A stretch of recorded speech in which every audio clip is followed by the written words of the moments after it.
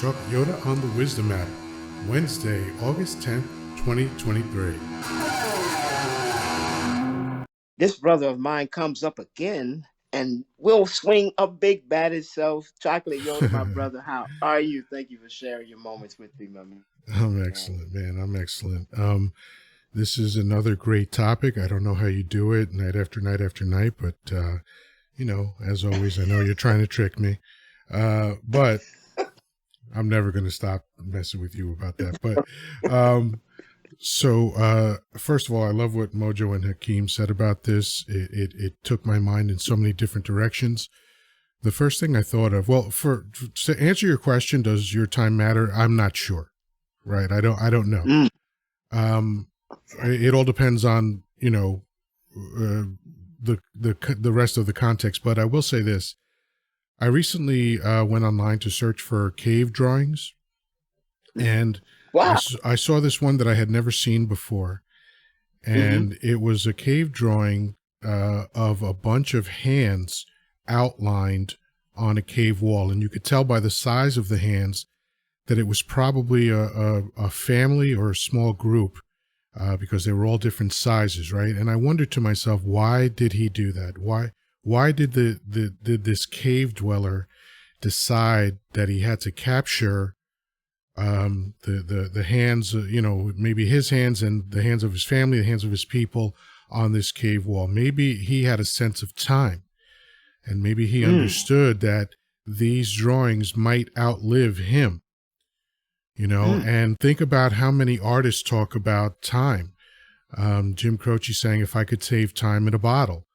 Why did he start off saying that? Because he knew he couldn't, right? He knew he couldn't save time in a bottle. So that's why he started off by saying, if I could save time in a bottle, what would I do with that? And of course, there's so many lyrics about time. And even Shakespeare, he tried to defy time because he was writing about someone he loved in Sonnet 18. And he said, nor shall death brag thou wanderest in his shade when in eternal lines through time thou groweth. So basically he was saying that I know you're going to die, but death will never get you because I wrote about you. And if other people read this, then you live on. That's beautiful. I never forgot that. I learned that when I was 13 years old, and I never forgot that sonnet. It's absolutely beautiful. But one of the things that I love about what Hakeem and Mojo mentioned was the idea of how language can sometimes obscure the topic of time, because people use the same word for time as they do for money, right? Spend.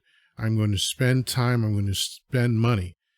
And the difference is, of course, is that time is a commodity that you can't manufacture. So you can make more money, but you can't make more time. So I agree with Mojo's assessment that makes it inherently more valuable.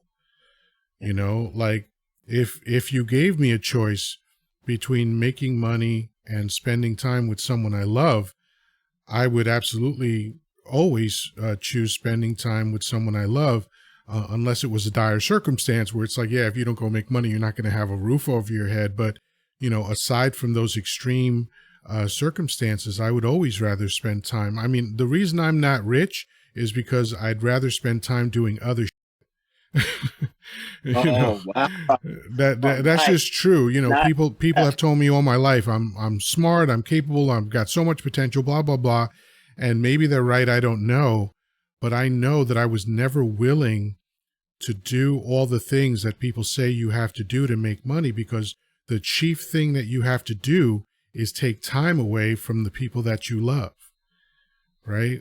I was watching rock stars accepting their awards at the Rock and Roll Hall of Fame. All of these famous, rich rock stars were apologizing to their family for not being with them because they had to be away. In order to be successful, they had to be away.